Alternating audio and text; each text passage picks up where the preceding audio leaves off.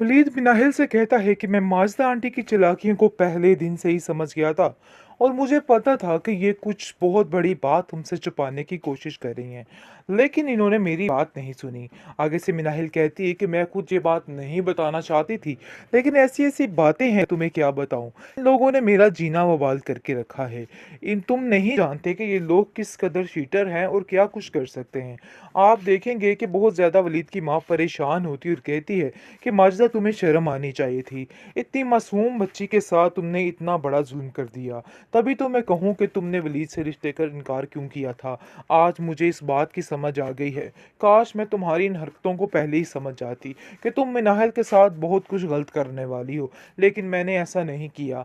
मुझे यकीन था कि नहीं, तुम उसके साथ ऐसा नहीं करोगी, अगर आखिर वो तुम्हारा खून है।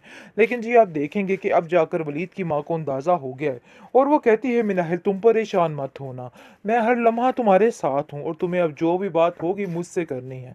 बल्कि मैं बात करती हूँ इससे और बहुत जल्द तुम्हें यहाँ से लेके जाने का प्लान करती हूँ।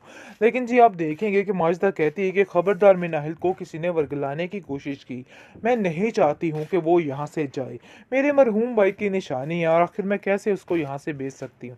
मुझे तो समझ नहीं आ रहा कि आखिर आप लोग चाहते क्या हैं, क्या करना चाह रहे हैं और क्या नहीं करना चाह रहे। आप देखेंगे कि माजिदा जो है वो काफ़ी ज़्यादा हैरत ज़दा है कि आखिर इसकी ज़ुबान इस कदर कैंची की तरह कैसे चल रही है। कैसे हर चीज़ को भूल भाल कर ये लड़की हर चीज़ का खोल के किस्सा चिट्ठा रख रही है। मुझे तो समझ नहीं आ रही मिनाहिल कि आखिर तुम्हें क्या चाहिए। लेकिन आप देखेंगे कि ज़ारा कहती है कि ज़रा चालाकी के साथ काम कीजिए। पता नहीं क्यों आपको क्या हो गया है, आप हर वक्त कोई ना कोई नया कारस्तानी लेके बैठ जाती हैं और हर चीज़ ख़त्म करने की कोशिश कर रही हैं। इसका यहाँ पर जाना मिनाहिल का बिल्कुल भी मुझसे नाकाबिले बर्दाश्त है और आप जानती हैं कि अगर वो यहाँ से जाती है तो सीधा वलीद के घर वाले उसको रख लेंगे और वो उस घर में ऐशो इशरत से रहेगी। तो इसलिए ऐसा मैं कुछ भी नहीं चाहती। अब आपको सोच समझ कर ये सब कुछ करना है। तो बेहतर यही है कि अब आप ये सारे किस्से जो हैं ख़त्म कर दें और उससे ज़रा सही तरीके से रवैया रखें, जिस पर वो कहती है कि अब वो इन बातों में और इन चालों में नहीं आने वाली। इस चीज़ का शायद तुम्हें अंदाज़ा नहीं है, लेकिन मैं तुम्हें बता दूं कि ये काम बहुत मुश्किल है। तुम्हें जो नज़र आ रहा है इतना आसानी से ये काम करने वाला नहीं है। हो चुकी है और कहती है कि पता नहीं क्या हो गया है इस लड़की को। आए दिन कोई ना कोई ऐसी बदतमीज़ी कर देती है कि मुझे खुद हैरत होती है कि आखिर इसने किया तो किया क्या। कैसे मैं इसकी बात का यकीन करूं। कहीं ऐसा ना हो किसी दिन हमारा सारा बांडा फोड़ दे और आखिर हमारे पास क्या रह जाएगा। जिस पर ज़ारा कहती है कि इसके बारे में भी कुछ सोचना होगा, वरना आप नहीं जानती है कि कितना मसला बन सकता है। हनान के घर वाले आखिर क्या कहेंगे और उधर क्या इज्जत रह जाएगी अगर इसने अपनी ज़ुबान से कुछ भी ऐसा निकाल दिया। आप भी ज़रा इसके साथ धीमे लहजे से बात किया करें, क्योंकि इसको अब काबू करना ऐसे नहीं होगा। इसको बड़े तरीके के साथ हैंडल करना होगा।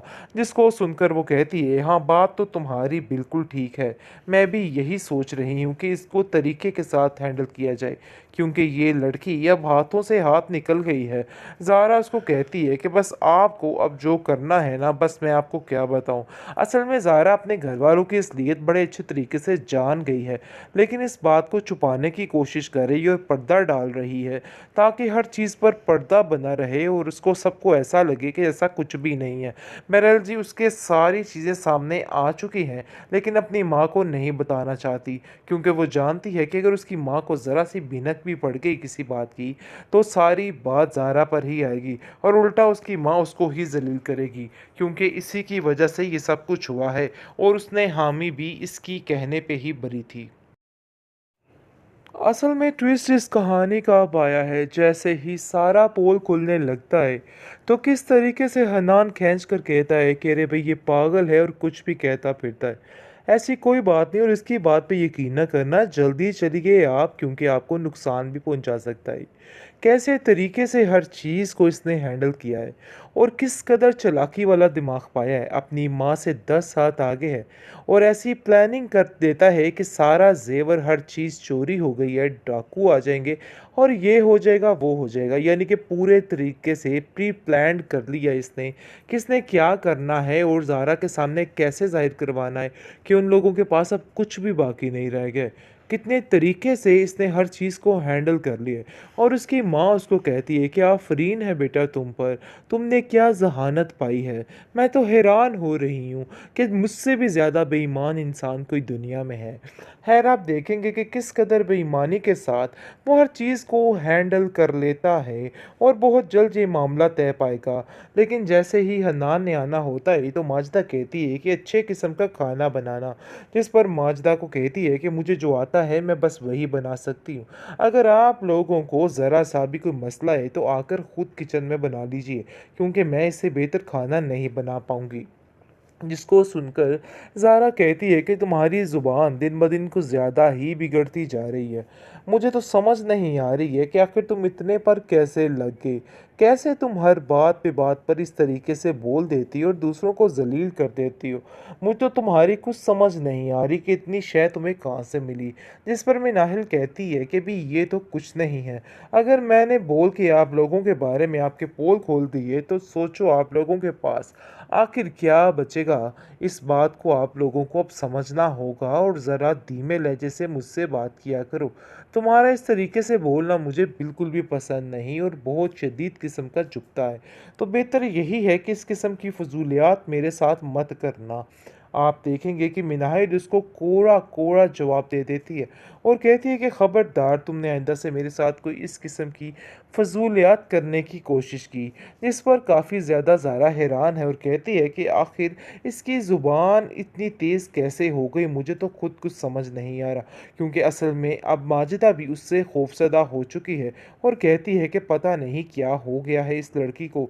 आए दिन कोई ना कोई ऐसी बदतमीज़ी कर देती है कि मुझे खुद हैरत होती है कि आखिर इसने किया तो किया क्या? कैसे मैं इसकी बात का यकीन करूं?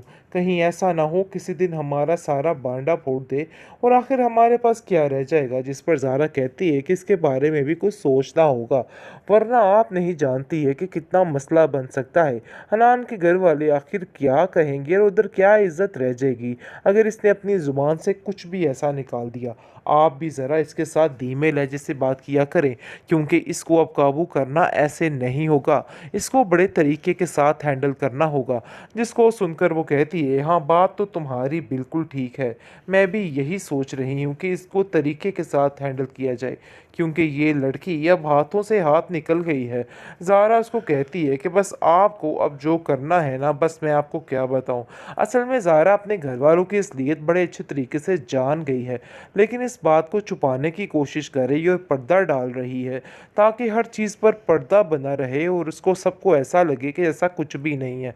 बहरहाल जी उसके सारी चीज़ें सामने आ चुकी हैं, लेकिन अपनी माँ को नहीं बताना चाहती, क्योंकि वो जानती है कि अगर उसकी माँ को ज़रा सी भनक भी पड़ गई किसी बात की, तो सारी बात ज़ारा पर ही आएगी और उल्टा उसकी माँ उसको ही ज़लील करेगी, क्योंकि इसी की वजह से ये सब कुछ हुआ है और उसने हामी भी इसकी कहने पे ही बरी थी।